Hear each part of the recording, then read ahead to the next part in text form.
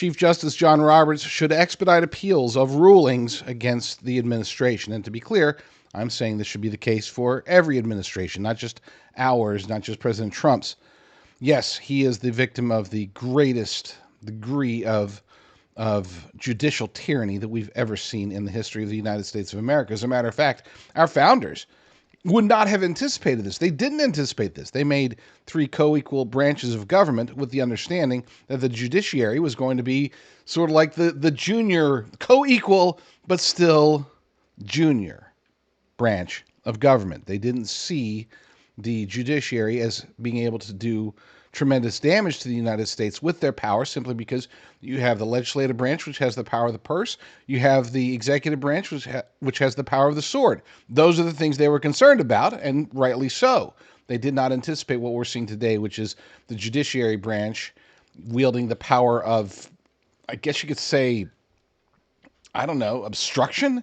Because that's all they're doing. They're just obstructing the executive branch. They're not doing it. These activist judges are not acting in good faith with the Constitution. They're acting as activists, leftist, radical, globalist activists. They are trying to subvert the power of the presidency. And again, I would argue that our founding fathers did not anticipate such pettiness, such ugliness within what should have been and what is supposed to be the highest, the classiest, I guess is the best way to put it, the classiest version of government. Judges shouldn't be getting their hands dirty, and yet here they are playing in the mud. Now, the ideal scenario, to be clear, the best way for this runaway judiciary to be reined in would be through legislative action. That's what I would be calling for if I thought that it could pass. Unfortunately, you're not going to get any Senate Democrats to agree. They just won't. Not even John Fetterman, who occasionally leans to the center, not even he would agree, and you would need at least seven Democrats in order to pass proper legislation that could rein in the jurisdictions. I'm not saying rein in the judiciary itself, rein in the jurisdictions of the judiciary so that you don't have some federal judge in Connecticut acting as president of the United States, because that's essentially what all of these judges are doing. So that leaves us with only one viable option. I'm not a constitutional scholar per se. I'm not a formally trained attorney, but based upon everything that I've seen, the best course of action at this point would be for Chief Justice John Roberts to declare, basically, I don't know what it'd be called, but to expedite the appeals of all rulings against the administration. And again, I'm saying that this should be standard operating procedure going forward. If a judge, a district court judge, a federal judge, if they're going to block the executive branch from being able to do its job, then all of those rulings against any president at any point should be expedited up to the Supreme Court as quickly as possible. And any of those rulings should be instantaneously, it depends upon what type of ruling it is, but basically they should be put on hold. Whether there's a stay, whether there's a reversal, just okay, fine. You want to initiate this whatever, this ruling against the administration, fine, but it doesn't go into effect until the Supreme Court rules on its constitutionality. Because at the end of the day, all of these rulings, all these rulings against the president are at the very least in constitutional gray areas. Some of them are very clearly black and white against the Constitution. So let's expedite that. John Roberts has that power.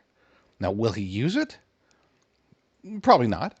But perhaps somebody in the administration should recommend it. Perhaps some members of Congress should recommend it. Perhaps even some members of the media should recommend it.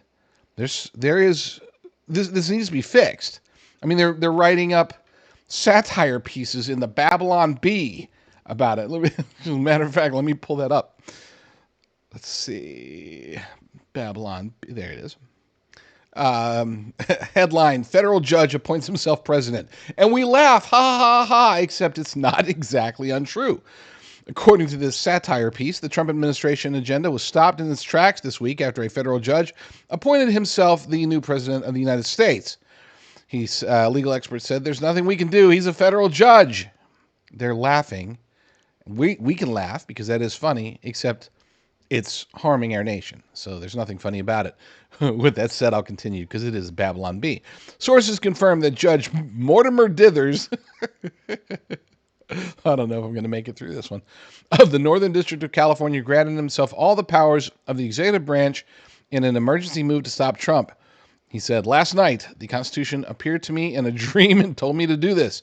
You can't argue with that. Also, my word on this law is law because I'm a federal judge. President Judge Dithers has already issued several executive actions, including orders for Tesla to stop making cars, Elon Musk to punch himself in the face, and Trump to not move his head next time somebody shoots him. Quote, this is the bidding of your new leader, so let it be done by the order of your new federal judge president. Trump later responded to the ruling on Truth Social by accusing the judge of looking like a potato. Publishing Time, Judge Dithers has been unseated as president by a high court judge who declared himself president instead. It is satire, of course, but is it really? I mean, we have an activist judiciary, which we've always had, but one that has gone on steroids. This is judicial tyranny. This is judicial oppression. This is subversion of powers, a reversal of what the Constitution declares. We have all of these enemies, foreign and domestic. We have the activists. We've got the globalists. We've got the media. We've got all of these various powers arrayed against the Trump administration and arrayed against the United States of America. And it's sad that arguably the most powerful of them all, the one that could truly subvert the agenda of President Trump, are the men and women, activists, sitting behind the bench and laying down their gavels.